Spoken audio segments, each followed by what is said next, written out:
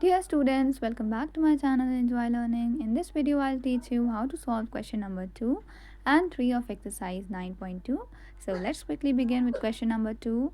Question number 2 says that find the sides of a parallelogram whose sides are in the ratio of 3:5 and its perimeter is 1680 centimetre. So इस question में बेटा बहुत simple है, हम लोगों को एक पैरेललोग्राम के साइड्स को फाइंड करना है.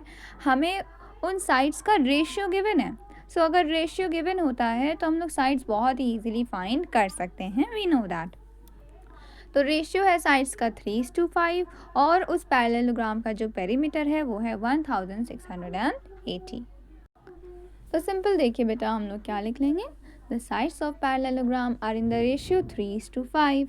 तो अगर पैरेललोग्राम के साइड्स 3:5 के रेशियो में हैं और फिर हम लोगों ने मान लिया कि उसके जो साइड्स हैं वो सपोज ए है और बी है, तो ए क्या हो जाएगा, हम लोग को पता है ना. हम लोग बहुत ही ईजिली रेशियो से वैल्यू निकाल सकते हैं. बस सबके साथ एक एक एक्स मल्टीप्लाई कर देते हैं जिस भी चीज़ का रेशियो दिया है. तो a/b दिया हुआ है तो a हमारा 3x हो गया, b जो है वो 5x हो गया.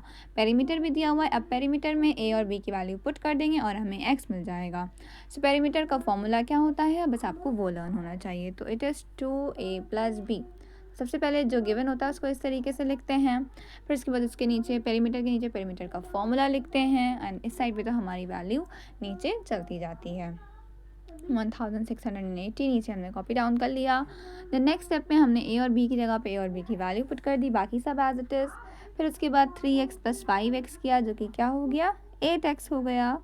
एंड देन क्योंकि अब हमारा पूरा ब्रैकेट के अंदर सब कुछ सॉल्व हो गया तो हमारा इसीलिए ब्रैकेट रिमूव हो गया. एंड वी नो कि ब्रैकेट और नंबर के बीच में अगर कोई साइन नहीं है तो मल्टीप्लाई का साइन होता है. सो अब हमारा ये सब हो गया ना. अब हम लोगों को सिंपली एक्स फाइंड आउट करना है. तो पहले हमने 2 उधर ले गए, हम 2 मल्टीप्लाई में था तो इधर डिवाइड में चला गया. फिर उसके बाद देखिए 2 से कैंसलिंग कर ली तो 2 8 16, 2 4 8, 2 0 0, तो 840 आ गया है ना. 840 और अपॉन में 1 आया है देखिए. फिर अब इधर से हम लोगों को 8 भी हटाना था तो हम लोगों ने नेक्स्ट स्टेप में क्या करा, इस साइड पे सिर्फ क्या आया, 840 आया है ना.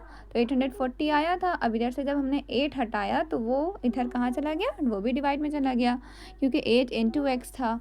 तो अब फिर से हम लोगों ने 8 से कैंसिल करा तो 8 1 8 हो जाएगा. फिर 40 तो 4 और 0 दोनों साथ में कॉपी करने पड़ेंगे तो इसीलिए एक ऊपर 0 लगाते हैं हम लोग और फिर 8 5 40.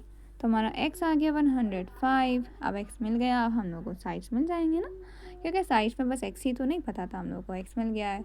तो a था हमारा और b थे, ये दोनों साइड थे. तो a = 3x, तो x की जगह पे x की वैल्यू पुट करेंगे, फिर इस बाद मल्टीप्लाई कर देंगे.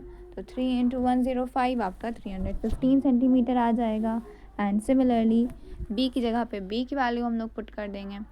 v = 5x था और x की जगह पे 105 मल्टीप्लाई कर दिया, we get 525 as the answer. So this is all. Okay, so now let's quickly do question number 3. Question number 3 says that find the area of a parallelogram whose base is 18.5 centimeter and the corresponding height is 10 centimeter.